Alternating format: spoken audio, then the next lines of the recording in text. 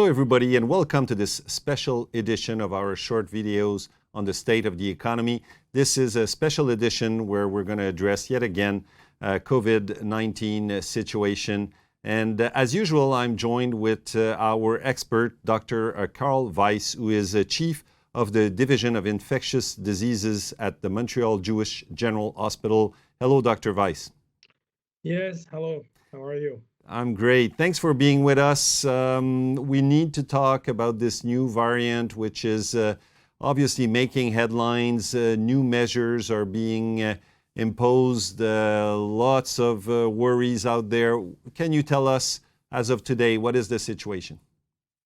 So a few important points about the new variant, Omicron, that everybody's talking about. But it originated in South Africa, and there it replaced the Delta variant very quickly. So it's a very fit variant, able to replace any other variant and taking over as the main, I would say, strain of COVID-19 circulating in a geographical area.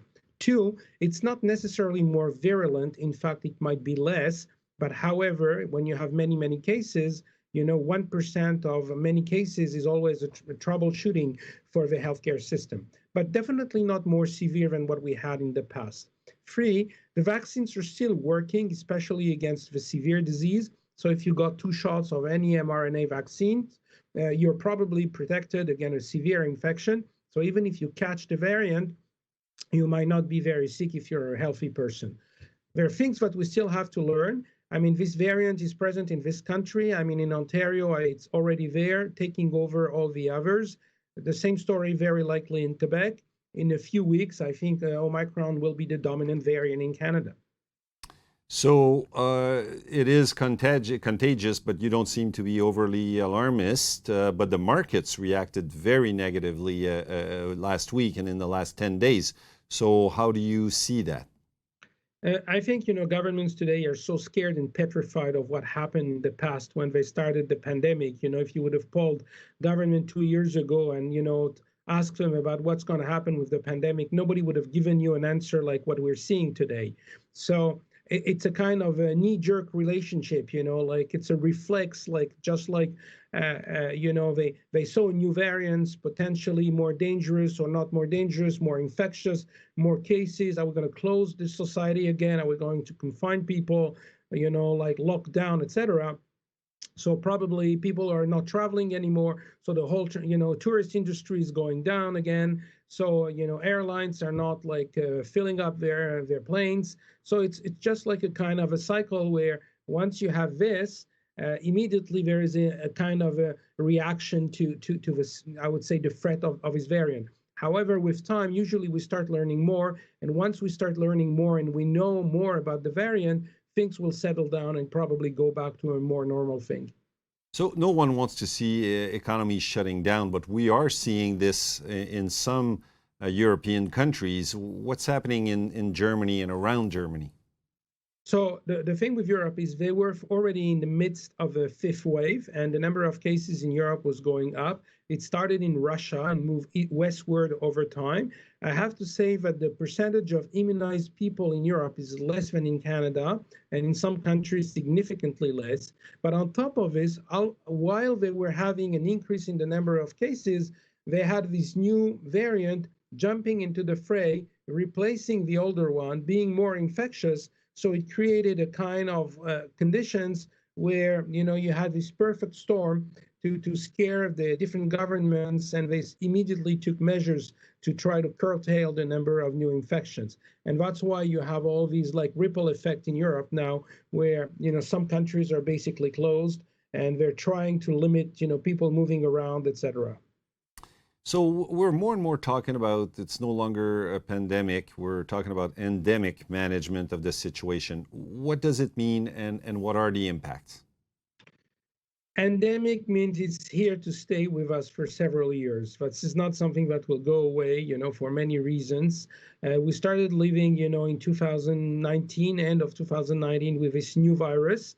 We're 2 years later, and we're still in it. We will probably be in it for another few years. However, we will go back to a more normal life eventually, but we will still have some restrictions here and there. So we will have outbreaks, We will have to follow rules to travel. We will have to wear masks in certain areas of the world, indoors, in malls, etc.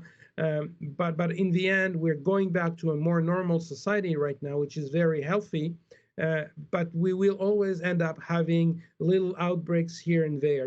This is like like a few fire, a few log burning at a very slow rate in a chimney, and sometimes they just start again. So this is where we are right now with COVID-19. It's an endemic virus. We're going to have to learn how to live with it. We now have 1 year of experiment with the vaccines, Dr. Weiss. What do you have to tell to the roughly 15% of the population in Canada that is still not vaccinated? If you remember, the first and the second waves were characterized mostly by a very high number of hospitalization, and we had to shut down the entire system to make sure that hospital would not be overwhelmed by a high number of cases. Now, look what we're doing today. We are a much more open society in Canada. We're going out, we're going to restaurants, we're going to play sports, we're going to cultural events, and yet the total number of cases, even if it goes up, does not translate into a much higher number of hospitalization or severe cases. And this is the impact of the vaccine. You don't see that many people going to the hospital, and the people we see in the hospital now are mostly non-vaccinated, especially in the intensive care unit. So we have to take this into account, and I think that's the main impact of the immunization campaign in this country. We're now talking about medication, some treatment for this virus. Merck, Pfizer are talking about this. What is your opinion? I think these are interesting drugs that just came on the market. They are really designed drugs for COVID. They're not like the drugs we used before, which were old drugs used for something else, and we tried to find them like a new life by using them for COVID. These are really new drugs. They're easily available. You can swallow them. It's not an injection. It's easy to take, and it might be an interesting options for an outpatient setting to prevent like secondary infection. However, they're a brand new drug, and like any new drug, you need to give it to millions of people before pinpointing some very specific and rare side effects or potential issue. So I mean, it's a hope, but I mean, we still have to learn a lot about this. And last question, we're just about to enter the holiday period. What do you have to tell to our listeners about those who want to travel or the meetings in larger groups for the holidays? I think traveling is obviously a risky business today because, the problem is if you go somewhere else and you have to be tested and you test positive before coming back to Canada, then you're going to be stuck somewhere. The second thing is, don't forget, if you get sick in another country, I mean, in some countries, it's not a problem. The quality of healthcare is very good. But in others, it can be a little bit like, subpar.